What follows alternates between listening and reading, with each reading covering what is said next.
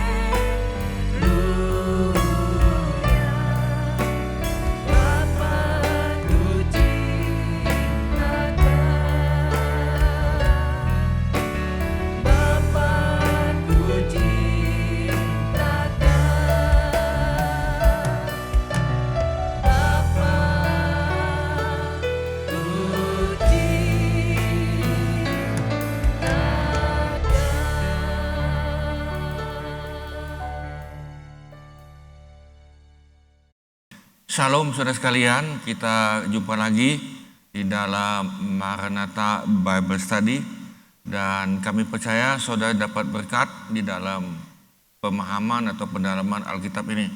Nah, sekali ini kita masuk kepada nilai-nilai sebagai manusia baru, karena Tuhan mengatakan barang siapa di dalam Yesus, dia adalah ciptaan yang baru, yang lama sudah berlalu. Nah, kami percaya bahwa kita menuju kepada nilai-nilai dan keserupaan dengan Yesus Kristus. Hari ini kita akan belajar tentang kerukunan dan kerjasama. Sebelumnya kita doa dulu. Tuhan, kami mau belajar tentang kerukunan dan kerjasama, biar Tuhan berbicara pada kami, biar kami dapat mengerti dan kami lakukan. Terima kasih Tuhan. Roh Kudus silakan Engkau bekerja. Di dalam nama Tuhan Yesus kami mohonkan. Amin. Nah, saudara sekalian, kita belajar kerukunan dan kerjasama. Nah, kita lihat dulu dalam 1 Korintus 12 ayat 12. Karena sama seperti tubuh itu satu dan anggota-anggotanya banyak. Dan segala anggota itu sekalipun banyak merupakan satu tubuh. Demikian pula Kristus. Saudara, dalam tubuh ini saudara bisa lihat ada kepala, ada mata, ada kuping, ada hidung, ada mulut. Dan kemudian lihat lagi di sini ada tangan, dan di dalam tubuh kita ada jantung, ada ginjal, ada usus, dan semuanya. Dan demikian juga dengan kaki, kaki juga ada jari kaki, ada telunjuk dan sebagainya. Menurut saudara, dalam tubuh kita ini apa yang paling penting? Ada? Menurut saudara, apakah dalam tubuh kita ini ada satu yang paling penting? Maka saya jawab, semuanya penting. Amin. Semuanya penting. Kalau andai kata saudara mempunyai wajah yang cantik, indah, luar biasa, tetapi kalau tidak punya kaki bagaimana? Ya karena, tetapi kalau engkau punya kaki, punya tubuh yang cantik, yang bagus, yang pintar, tetapi bagaimana kalau andai kata tidak punya tangan? Nah, kita semuanya butuh. Saya ambil contoh, umpama tadi, pipi saya ini ada di sini ada yang sakit, maka tangan saya akan mengelus akan pipi saya, lalu kaki akan berjalan, mungkin mengambil obat atau apa. Jadi ini perlu kerjasama. Nah, demikian juga dalam gereja. Dalam gereja kita pentingnya kerukunan dan kerjasama. Penting dan sangat penting. Penting dan sangat penting. Nah, kalau kita rukun, Tuhan sudah mengatakan dengan jelas, aku akan perintahkan berkat bagi kamu. Nah, jadi saudara, si iblis tahu ayat ini, iblis tahu janji Tuhan, itulah sebabnya dia mencoba supaya manusia jangan rukun, jangan kerjasama satu yang lain. Saya mencontoh lagi, umpama tadi, bisa tak tangan ini memukul dadamu, bisa tak? Atau tangan ini memukul matamu, bisa tak? Bisa. Itu namanya kesurupan. Tangannya memukul dadanya, tangannya memukul matanya, merusak matanya. Itu namanya kesurupan. Jadi kalau kita normal, tentunya tangan tidak mungkin memukul dada, demikian juga memukul matanya atau apapun, tidak mungkin. Karena kita adalah satu tubuh. Nah, saudara sekalian, dalam hal ini ada yang pertama, kita akan belajar beberapa hal, ada 4 hal. Yang pertama, kita perlu kerukunan dan kerjasama. Kenapa?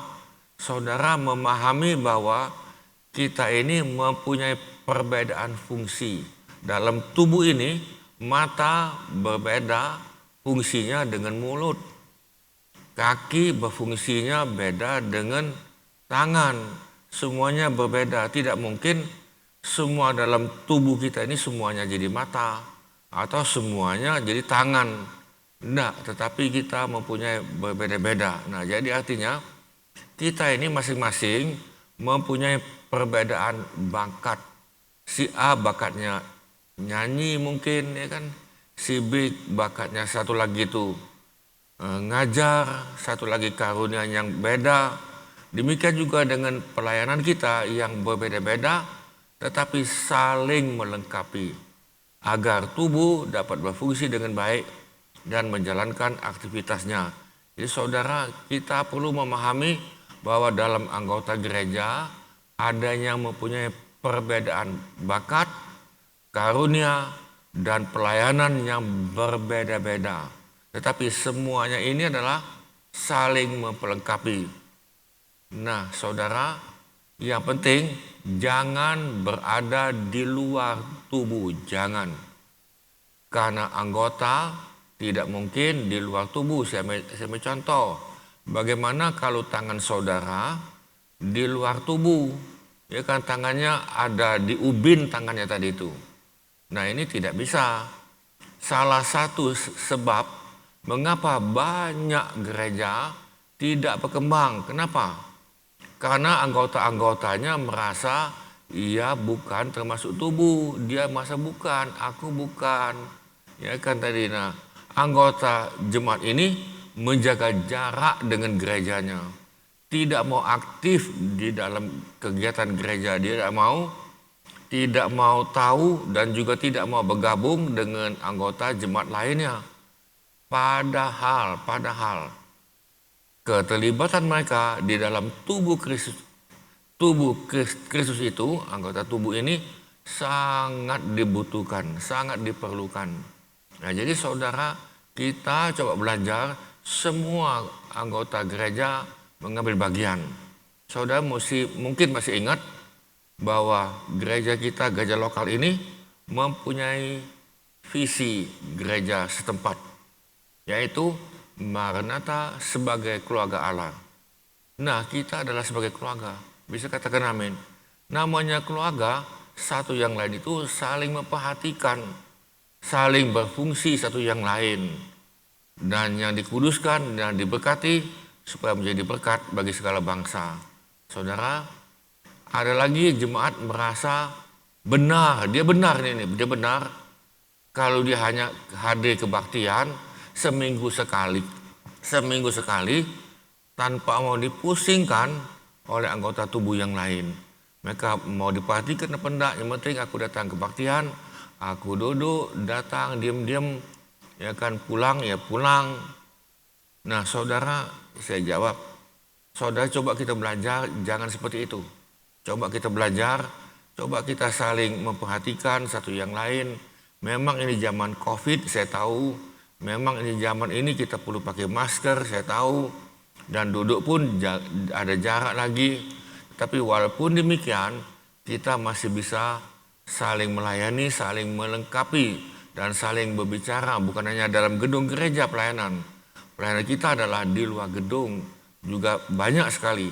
Nah, akibatnya kalau engkau menyendiri, tidak mau bergaul, saya jawab, imanmu tidak bertumbuh, imanmu tidak tumbuh. Spiritualitasmu tidak akan tumbuh. Bahkan, nanti kita akan belajar bukan ini, mereka yang menyendiri itu sebetulnya sakit. Sakit apa tadi itu? Kejiwaannya sakit. Nanti kita akan belajar itu, bukan hari ini nih.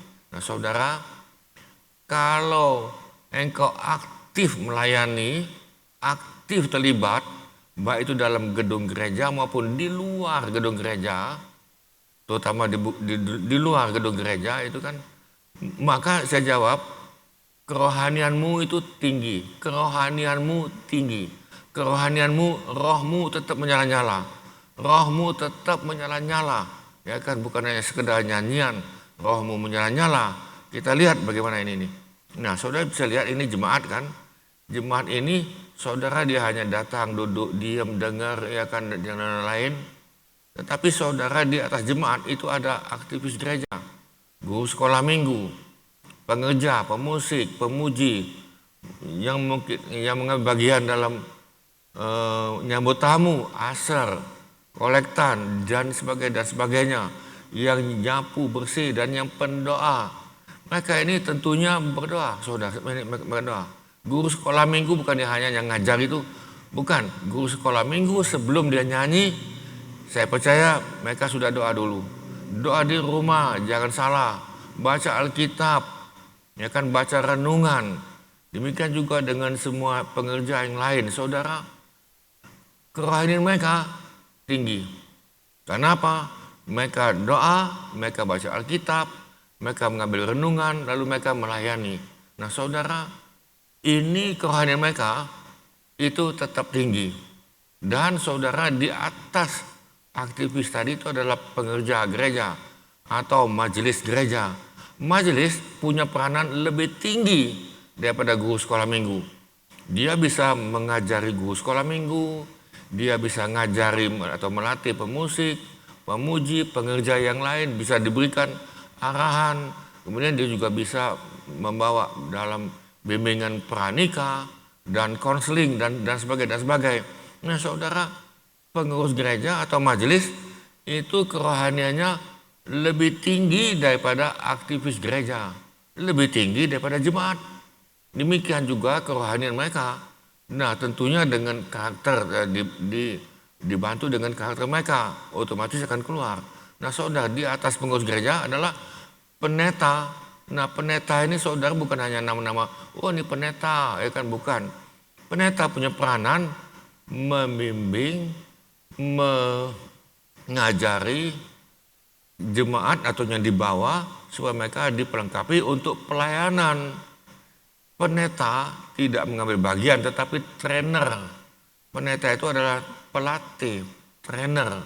Nah saudara, kalau ini jalan seperti ini saudara, saya percaya kerohanianmu tetap tinggi.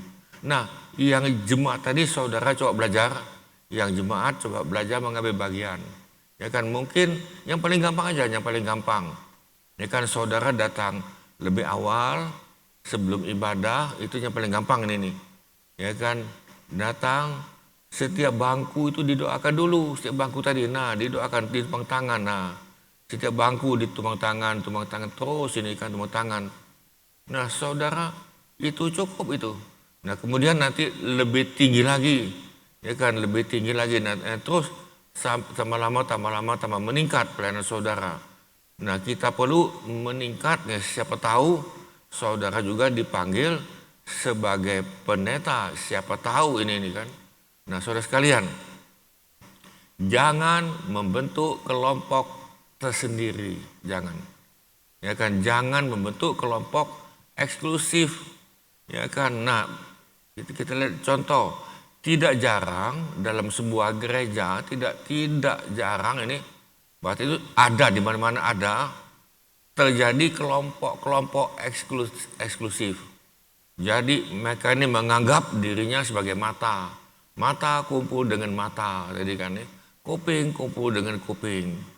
Nah, saudara, ini kelompok yang menyendiri, tidak mau bergabung dengan yang lain, bahkan membentuk grup, ya mungkin grup WA lagi yang tersendiri, yang ada, tetapi dia bentuk lagi merasa lebih eksklusif, lebih tersendiri. Nah, saudara, ini Alkitab mengatakan ini bukannya kerukunan, bukan. Pengelompokan seperti ini adalah tanda-tanda tidak sehatnya sebuah gereja. Artinya jemaat itu tidak sehat. Saya ulang lagi, jemaat itu juga tidak sehat.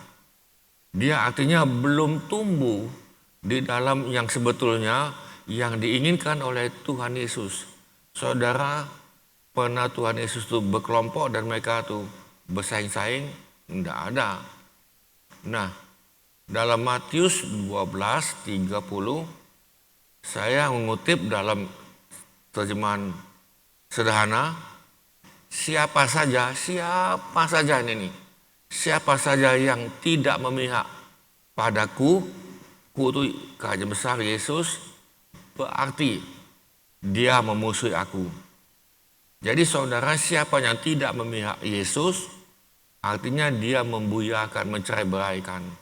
Dan barang siapa tidak membantu mengembalakan kawanan domba, berarti dia mencerai-beraikan. Sudah bisa lihat ada dua hal ini.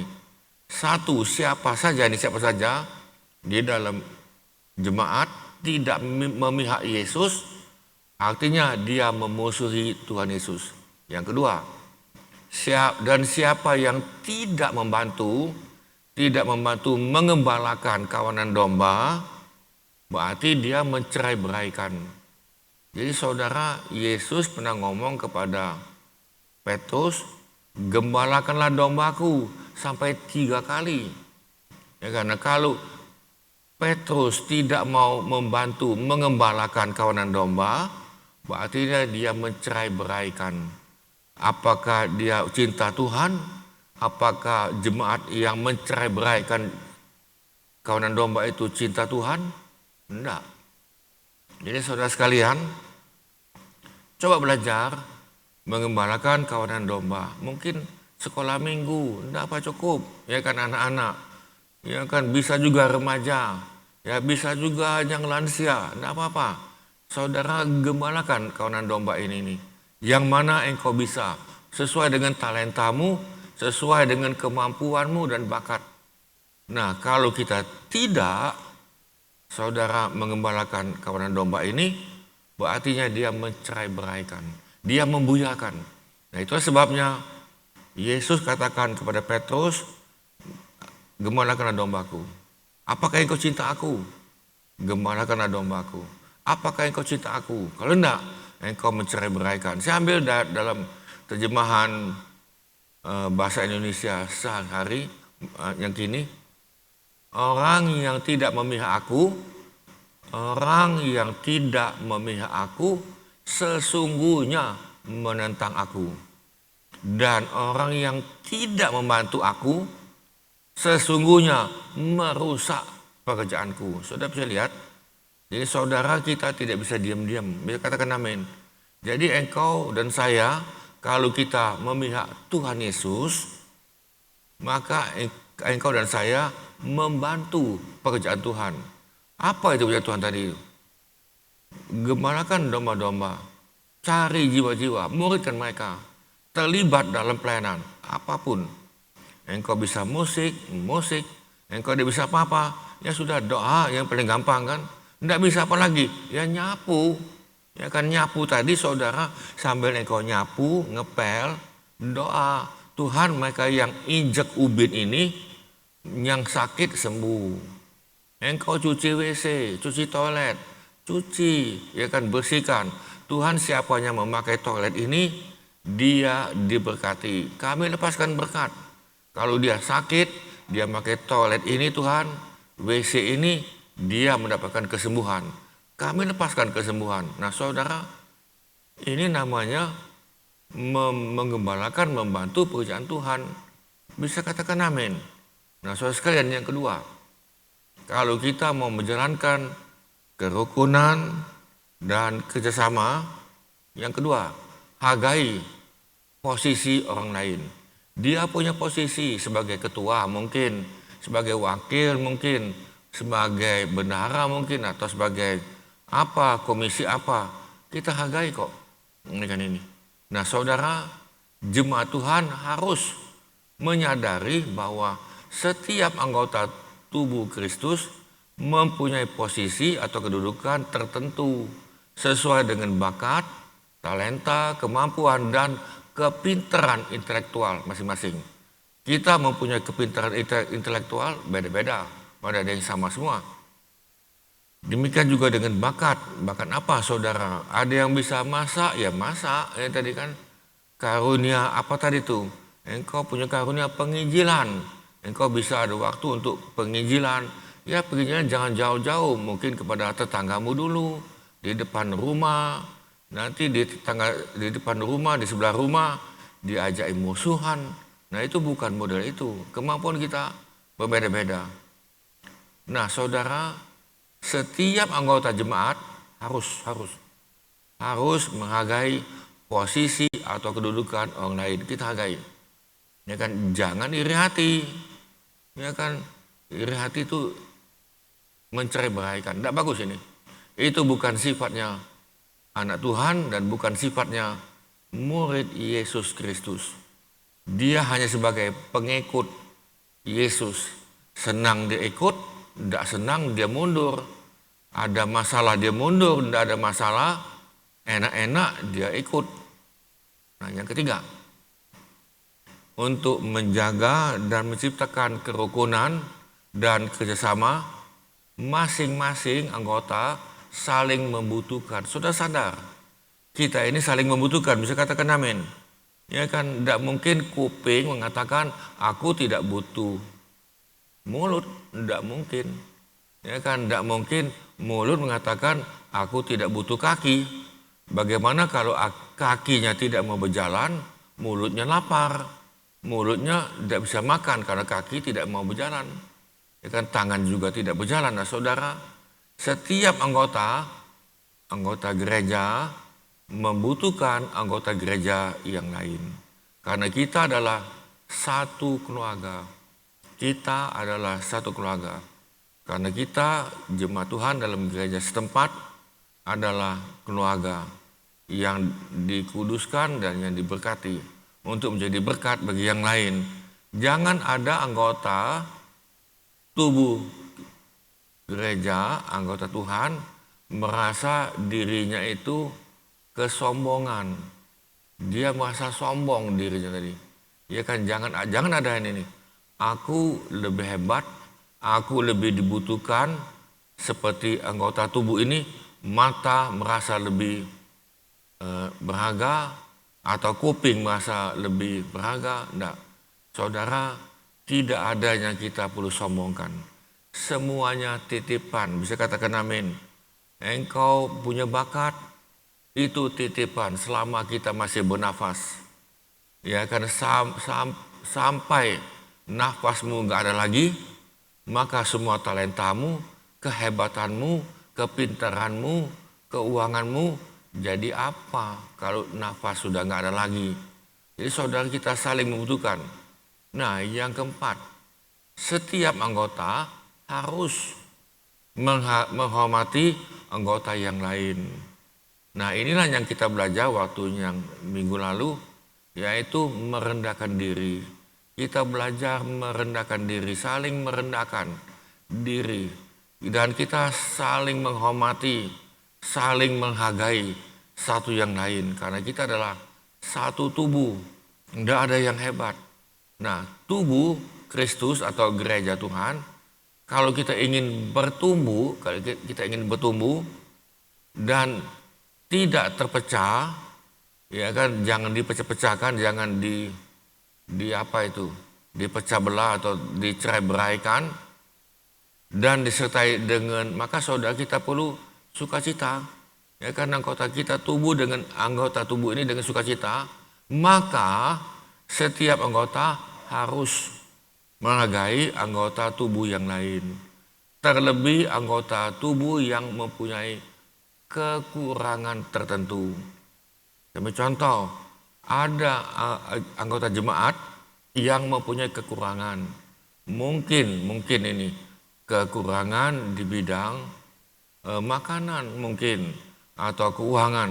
Nah, saudara, kita perlu menghormati mereka dan kita perlu membantu mereka. Bukan yang miskin ini tetap miskin, bukan, maksud itu kita membantu seadanya, kita bisa bantu. Nah, saudara sekalian, dalam 1 Korintus 12 ayat 23 dan 25 sampai 25, dan kepada anggota-anggota tubuh menurut pandangan kita kurang terhormat, menurut pandangan kita ini kurang terhormat, mungkin IQ-nya kurang, ya kan? Mungkin intelektualnya kurang, mungkin juga pendengarannya kurang, penglihatannya juga kurang, mungkin ini keuangannya juga kurang, ya kan? Nah, kita berikan penghormatan khusus. Jangan diejek itu, jangan dihina, jangan kita kucilkan. Dan terhadap anggota-anggota kita yang tidak elok, tidak baik, tidak bagus, kita berikan perhatian khusus. Bisa katakan amin? Karena kita adalah satu anggota tubuh Kristus di dalam gereja setempat, demikian juga dengan anggota gereja yang lain. Ya kan, satu gereja dengan gereja yang lain itu mestinya saling membutuhkan dan saling kerjasama. Bukan katakan begini, gereja aku hebat ya, gereja kamu enggak, ya kan, gereja kamu tuh begini. Ya kan, saudara, bukan itu, bukan. Karena masing-masing gereja Tuhan memberikan kemampuan, talenta, bakat, dan karunia yang lain berbeda-beda. Nah, kita lihat ayat 24. Hal itu tidak dibutuhkan oleh anggota-anggota yang elok. Allah telah menyusun tubuh kita begitu rupa sehingga kepada anggota-anggota yang tidak mulia diberikan penghormatan khusus. Bisa katakan amin? Nah, kita masuk ayat 25. Supaya kenapa? Supaya jangan terjadi perpecahan. Tuhan inginkan itu persatuan, amin. Tetapi si iblis inginkan perpecahan. Kalau Tuhan ingin persatuan, namanya iblis itu lawan Tuhan, lawan, dia pasti berlawanan. Di sini pengen bersatu, tetapi setan inginkan perpecahan dalam tubuh. Demikian juga perpecahan dalam rumah tangga. Kalau rumah tangga pecah, saudara, itu terjadi kepahitan, ya kan, terjadi dendam, terjadi kekecewaan yang terus menerus turun-menurun. Perpecahan dalam gereja juga sama. Terjadi kepahitan, terjadi kekecewaan dan sebagainya. Nah, itulah yang diinginkan oleh kuasa roh jahat. Supaya jangan terjadi perpecahan dalam tubuh. Tetapi supaya anggota-anggota yang berbeda itu saling memperhatikan. Bisa katakan amin. Nah, saudara, ini tidak semudah yang kita ngomong. Tentunya belajar. Kita saling menundukkan diri, ya kan, saling menghargai. Dan ini namanya belajar. Sekali lagi, saudara belajar. Karena kita adalah satu tubuh, kepala kita Yesus. Kepalanya bukan kita. Kepala kita adalah Tuhan Yesus. Dan kita adalah anggota tubuh, dan kita perlu saling memperhatikan satu dari yang lain. Nah, kita lanjut dengan ayat 26, 27, dan 28. Karena itu, ini ayat 26. Karena itu jika satu anggota menderita, semua anggota turut menderita. Jadi saudara, kalau ada yang satu menderita, mungkin dia sakit, saudara kita rasakan bukan hanya simpati tapi empati, kita semua menderita. Karena satu jemaat sakit, saudara. Kita semua sakit. Ya, tentunya kita turut mendoakan, turut membantu apa yang bisa dibantu. Ada yang stroke mungkin, ya kan, kita tidak minta ini nih. Saudara perhatikan mereka ini nih. Dia butuh makanan, butuh yang lain. Jika satu anggota dihormati, semua anggota turut bersukacita. Jadi kalau ada satu anggota gereja dihormati, saudara jangan iri hati. Justru kita berterima kasih. Oh, terima kasih Tuhan. Terima kasih bahwa anggota gereja kami namanya A dihormati. Terima kasih Tuhan. Kita turut bersukacita. Ayat 27. Kamu semua. Artinya anggota jemaat adalah tubuh Kristus. Ingat tubuh. Dan kamu masing-masing adalah anggotanya. Jadi kita ini adalah tubuh Kristus. Ada yang jadi mata, ada yang jadi jantung, ada yang jadi usus lain, kan, ada yang jadi kaki. Dan anggota tubuh kan banyak. Ya kan, bukan 1, 2 tapi terlalu banyak. Ayat 28. Dan Allah telah, saudara perhatikan sini. Dan Allah telah ini menetapkan. Jadi kalau Allah itu menetapkan, itu bukannya saudara yang mau. Allah telah menetapkan beberapa orang dalam jemaat, beberapa orang dan jemaat. Pertama sebagai rasul. Rasul itu apa itu?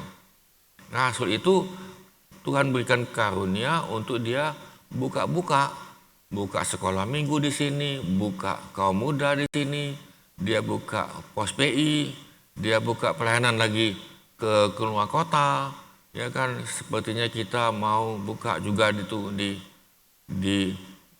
luar kota Palembang itu, ya kan, di sana di sini. Nah, kita mau buka. Nah, ini adalah talenta rasul. Yang kedua sebagai nabi. Nabi adalah suara kenabian. Nabi ini, saudara, kalau dibicara itu cukup pedas dan dia mewakili itu Tuhan. Dan yang ketiga sebagai pengajar. Jadi saudara, yang kau lihat ada rasul, ada nabi, ada pengajar. Tapi kalau kau lihat dalam Efesus itu ada penginjil, ada gembala. Jadi ada 5 jabatan pada hari ini nih Tuhan berikan berbeda-beda. Tidak semuanya jadi pengajar, tidak semuanya jadi gembala, tetapi ada 5 jabatan. Selanjutnya mereka nih, saudara, Tuhan pilih lagi. Selanjutnya mereka yang mendapat karunia. Ingat, karunia, Tuhan berikan karunia khusus untuk mengadakan mujizat. Saudara, ketika kau lihat ada pendeta atau orang lain melakukan mujizat khusus, saudara, bukan berarti dia lebih hebat, bukan. Itu adalah karunia khusus. Ada lagi karunia untuk menyembuhkan. Ada lagi karunia untuk melayani. Bagian dia untuk melayani itu. Ada lagi karunia untuk memimpin. Ada lagi karunia untuk berkata-kata dalam bahasa roh. Dan sebagainya. Saudara, ini saya tidak lanjutkan dengan ayat yang lain. Maksudnya adalah Tuhan berikan kita karunia, bakat, dan talenta yang berbeda-beda. Jadi kalau ada yang bisa mengadakan mukjizat, ya kita terima kasih kok. Ya kan, ada lagi yang menyembuhkan, bukan berarti dia lebih hebat, bukan. Ada lagi karunia untuk melayani, dia melayani, ya kan, dengan rendah hati. Ada lagi untuk memimpin, bukan jadi ngebos, bukan. Ya, karena saudara kita sudah belajar beberapa minggu yang lalu, dan karunia untuk berkata-kata dalam bahasa roh. Nah, saudara bisa katakan amin. Nah, sebagai kesimpulan, yaitu kerukunan dan kerjasama. Jadi satu, saudara kita memahami adanya perbedaan fungsi. Jadi saudara jangan semuanya jadi guru, ya kan, jangan semuanya jadi penyanyi, jangan semuanya menjadi pendoa semua, bukan, tapi ada perbedaan fungsi, bakat, talenta masing-masing. Nah, kemudian kalau Tuhan sudah berikan perbedaan tadi bakat, yang kedua, saudara belajar menghargai. Coba kita hargai posisi orang lain.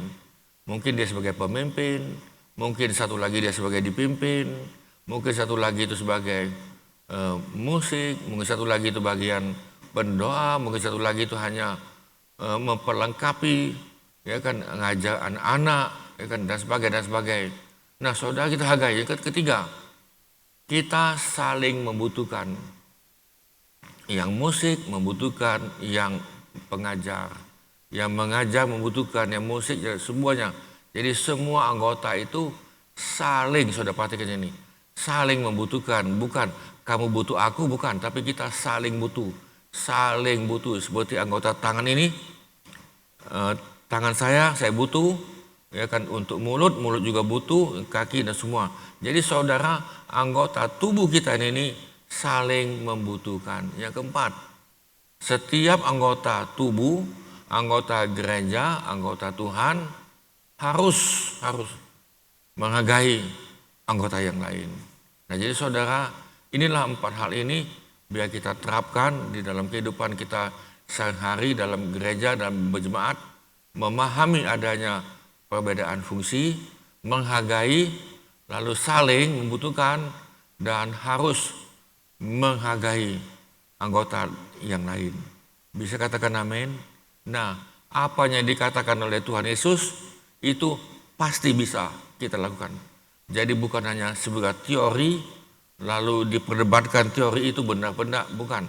Itu adalah sebuah yang Tuhan katakan, dan apa yang Tuhan katakan itu pasti bisa, bukan tidak bisa. Kita berdoa, Tuhan, biar kami sebagai anggota tubuh Kristus, kami dalam satu gereja lokal saling membutuhkan.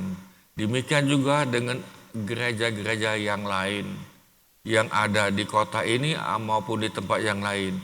Semua gereja saling membutuhkan dan saling memperhatikan, dan biarlah kami saling menghargai. Karena satu yang lain mempunyai perbedaan, bakat, talenta, dan kemampuan. Terima kasih Tuhan. Saudara sekalian, biarlah kita berdoa, saudara dipakai Tuhan, saya dipakai Tuhan untuk berfungsi sebagai anggota tubuh yang sebagaimana Tuhan inginkan.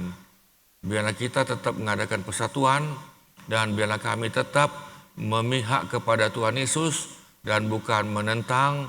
Biarlah kami membantu mengembalakan kawanan domba. Biar kami Tuhan terus merelakan waktu kami supaya kami, kerohanian kami semakin meningkat, roh kami semakin menyala-nyala di tengah-tengah keadaan apapun. Karena kami mau dengan setia tetap melayani Tuhan dalam keadaan apapun. Terima kasih Tuhan, dan kami saling merendahkan diri dan menundukkan diri kepada Tuhan dan kepada wewenang yang ada di atas. Terima kasih Tuhan. Saudara sekalian, biarlah kita semuanya mempunyai roh yang sama seperti yang Tuhan inginkan. Kita berdoa, Tuhan, kami yang mengambil bagian, kami yang lihat dalam acara ini, kami berdoa supaya kami mempunyai roh kesatuan, roh saling memperhatikan, roh saling menghormati, karena kami adalah satu keluarga, keluarganya Tuhan, saling membutuhkan dan saling memperhatikan satu dengan yang lain, tanpa diminta, karena kami adalah satu keluarga Tuhan. Terima kasih Tuhan yang Tuhan sudah berkati dan Tuhan sudah kuduskan untuk kami menjadi berkat bagi orang lain. Terima kasih Tuhan, terima kasih kalau kami bisa menjadi berkat bagi yang lain, kami bisa berfungsi, hidup kami sangat berharga. Kami terima kasih Tuhan, kami punya hidup punya tujuan. Terima kasih Tuhan, berkati kami sudah hadir di sini dan terimalah sukacita, damai sejahtera dan berkat daripada Bapa, dan biarlah kami dengan persetujuan Roh Kudus semakin dieratkan dan semakin menjadi keluarga Allah yang luar biasa. Terima kasih Tuhan, di dalam nama Tuhan Yesus kami lepaskan berkat ini. Saudara yang percaya bisa katakan amin. Amin saudara sekalian, Tuhan berkati dan kita akan ketemu lagi pada minggu depan dengan nilai-nilai Kristus lagi. Sebagai manusia baru, siapa di dalam Yesus, dia adalah ciptaan yang baru. Yang lama sudah berlalu, yang baru sudah terjadi. Terima kasih, Tuhan memberkati. Amin. Terima kasih Bapak Ibu, saudara-saudari yang sudah mengikuti Maranatha Bible Study pada malam hari ini. Biarlah ini boleh menjadi pedoman di dalam setiap kehidupan kita dan kita lakukan di dalam sepanjang kehidupan kita. Mari sama-sama kita mau katakan pujian ini